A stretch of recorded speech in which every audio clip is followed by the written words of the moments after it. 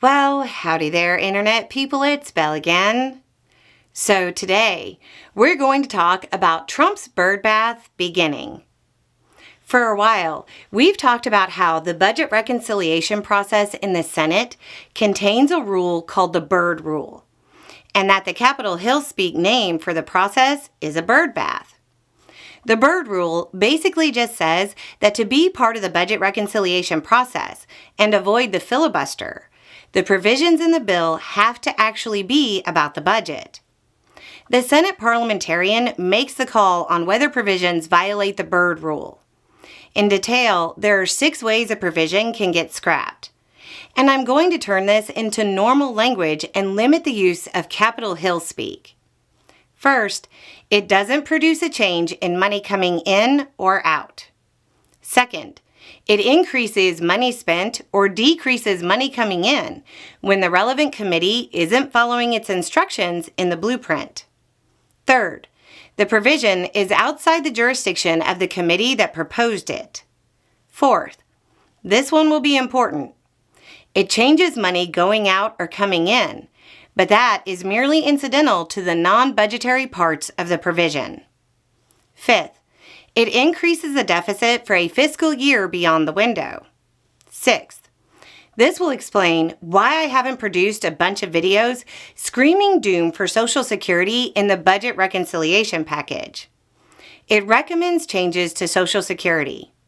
That's right. They can't come after Social Security in the budget reconciliation package. They might try through another bill, though. Back to that fourth one. They can't do something that is just using the budget reconciliation process as a method of changing major policy.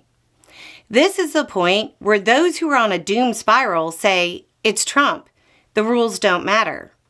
Well, in an attempt to get ahead of the coming bird bath, the Senate is already attempting to remove some provisions. They sent a letter to the House with a list of things they know the Senate parliamentarian will scrap. The full list hasn't been made public yet, but we know $2.5 billion for the Pentagon is on the list to be cut. At least one of the SNAP cuts is in question, and then there are major changes to the tax portion on the way, but we don't know exactly what yet. It should come out over the next few days.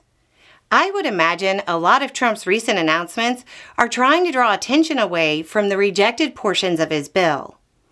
The House will tee up a vote to allow a committee to make the changes. This allows them to back down without taking a vote on actually backing down. So, the bill that left the House is guaranteed to change, and the formal bird bath hasn't even started.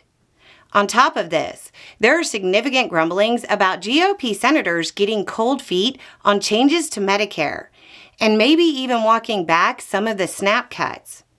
I'd expect more changes. Anyway, it's just a thought. Y'all have a good day.